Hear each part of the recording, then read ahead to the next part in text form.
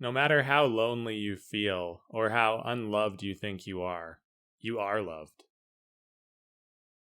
Even if you're convinced that nobody out there gives a damn, or that no one would even care if you died tomorrow, that's not true. At some point in time, somebody cared.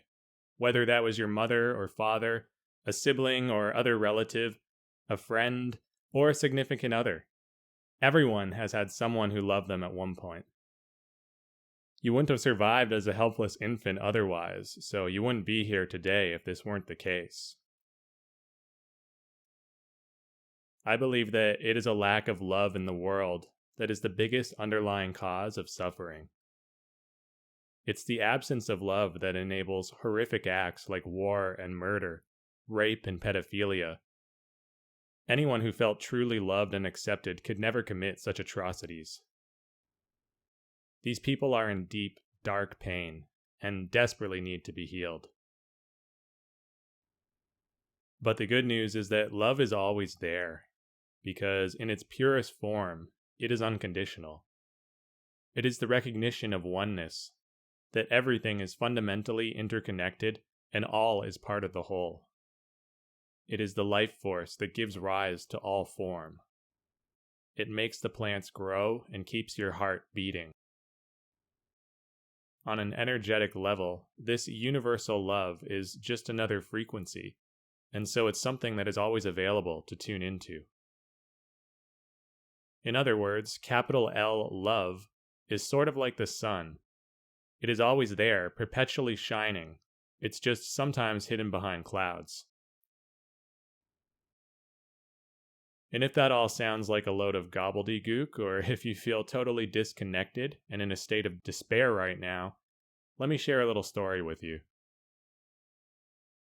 So, I have a confession to make, and this is somewhat embarrassing to admit, but I have no friends.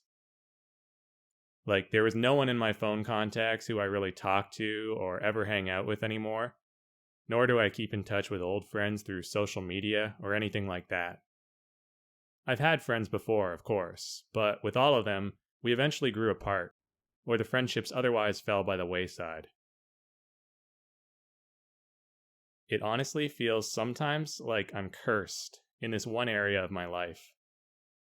Because on paper, I know I have a lot of good qualities and things to offer, and shouldn't be such a loner, but this is nonetheless the circumstances I currently find myself in. It doesn't help that I live on my own, and since the pandemic, have been working remotely from home as well, so that often leaves me feeling extra isolated and socially detached. My main hobbies, aside from working on this channel and watching other YouTube videos, are going to the gym, playing video games, reading, writing, and occasional meditation and stretching, all of which are pretty much solo endeavors. So, needless to say, I'm rather introverted by nature and spend the vast majority of my time alone. However, I take solace in the few connections that I do have. I'm blessed to still have a great relationship with my parents. We live nearby and I visit them typically every week or two for dinner. And I have a wonderful girlfriend, Kira, who I cherish very much. We've been together for over 3 years now, and share many deep and intimate discussions, and go on fun dates together on the weekends. I also remind myself that I've had many friends in the past. As a kid and adolescent, I was rarely alone. Pretty much daily I'd be playing with my next door neighbor or hanging out with people after school. I did a bunch of sports like soccer and basketball, hockey and swimming, etc., and this active and social lifestyle continued all through high school.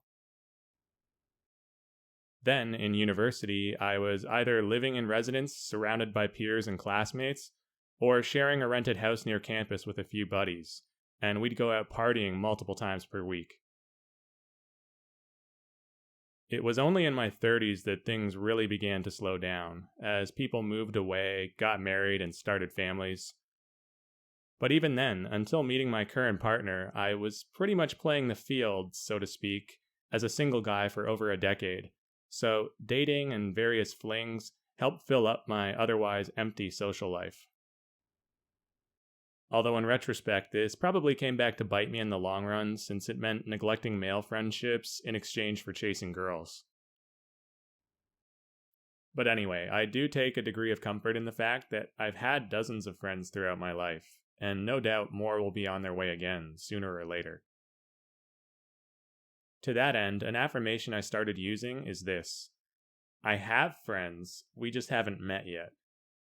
Simply saying that out loud makes me smile because it's silly but true. I remain confident that they are on their way. I guess the point in that long-winded background story is that you're not alone in feeling alone. There are many lonely people out there, and the spiritual path is often a solitary one. Yet, even if your situation seems utterly hopeless, maybe you've been single forever and keep struggling to find a romantic partner, maybe you aren't on speaking terms with your family at all, or perhaps you don't have a single living person to call a friend. Well, just the fact that you came across this video and are listening to me right now means that on some level, we are in resonance. So let me say this to you now. I appreciate you for taking the time to listen. I like you and extend love to you. You're a beautiful soul and deserving of happiness and authentic human connection. So no matter what, please don't lose hope. There is always opportunity to be found. And at the very least, you can and should love yourself. Self-love is a birthright that nobody can take away from you.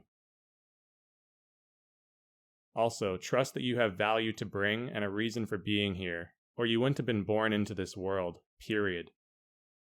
God doesn't make mistakes, which means your life can't be anything other than purposeful, even if you don't know what it is or haven't found your calling yet. Remember, God loves you. Your higher self loves you.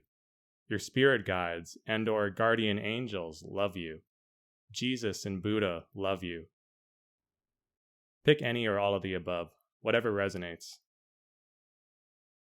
Thank you for watching, and know in your heart of hearts that you are loved.